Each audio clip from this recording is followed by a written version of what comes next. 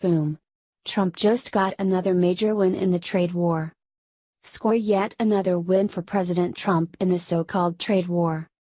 This time it involves European Commission President Jean-Claude Juncker, who has decided to hold off on further tariffs while trade negotiations are in the works. But it gets better. We also agreed to begin talks on eliminating the tariffs that are barriers for trade across the Atlantic Ocean. Trump and the European leader are resolving the steel and aluminum tariffs imposed by the Trump and in turn, the tariffs imposed European Union's imposed right after. From Washington Examiner. Score another victory for President Trump. The US and Europe recently agreed to work through their differences on trade policy, which has long been tilted against working Americans. Trump and European Commission President Jean-Claude Juncker decided to hold off on any further tariffs while trade negotiations were ongoing. Even better, the two sides agreed to begin discussions on eliminating the existing tariffs that continue to erect barriers to trade across the Atlantic Ocean.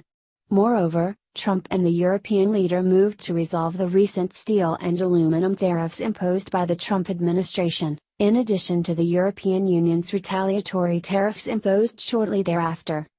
Even that's not all. On behalf of the EU, Juncker agreed to buy more natural gas and soybeans from the United States. American workers in those industries can now rejoice, knowing that Trump has their back, and Europe will follow suit. Don't just take my word for it. Consider the reaction from American and European elected officials, many of whom doubted Trump's negotiation skills, not to mention his insistence on free and fair trade. House Ways and Means Committee Chairman Kevin Brady, Republican Texas, referred to the U.S.-Europe negotiations as an important first step. Senator Jerry Moran, Arkan, described them as helpful in regard to our concerns with China. Juncker himself, a longtime Trump critic, summed it up best: "This was a good, constructive meeting." In a shocking twist, even the left-leaning mainstream media gave Trump credit where credit was due. One NPR headline read, "Trump announces trade deal with European Commission that will lower US-Europe tension." Vox's Alex Ward acknowledged both leaders seem pleased with the deal, conceding that trade negotiations could have gone a lot worse.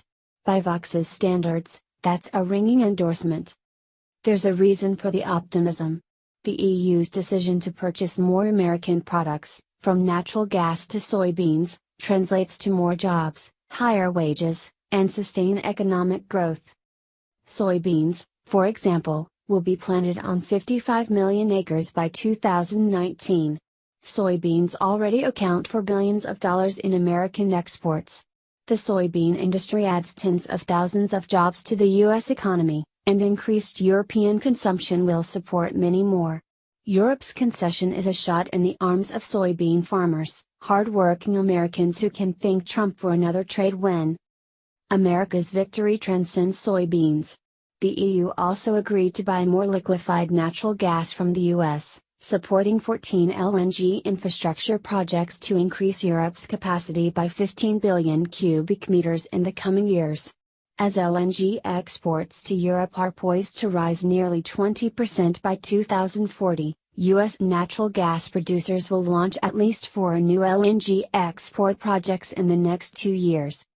This means jobs, and more energy jobs. It also spells trouble for Russia, which hopes to be Europe's top natural gas supplier for decades to come. So much for Trump's supposed pro-Russia sympathies. The bottom line is this: the America First agenda is working. For weeks, the Trump administration's imposition of new tariffs to counteract European erected trade barriers elicited fear-mongering of the highest order. Trade war rhetoric flooded the news cycle. Career politicians and economic experts bemoaned the lost jobs to come. The liberal media warned of an apocalypse. A few weeks later, the picture looks prettier. Trump won again, and the U.S. economy continues to roar. More importantly, European negotiators realize the 45th president will no longer accept unfair trade as the status quo. Trump won't do business as usual if that business undermines American workers, and the people of Europe clearly know it. The days of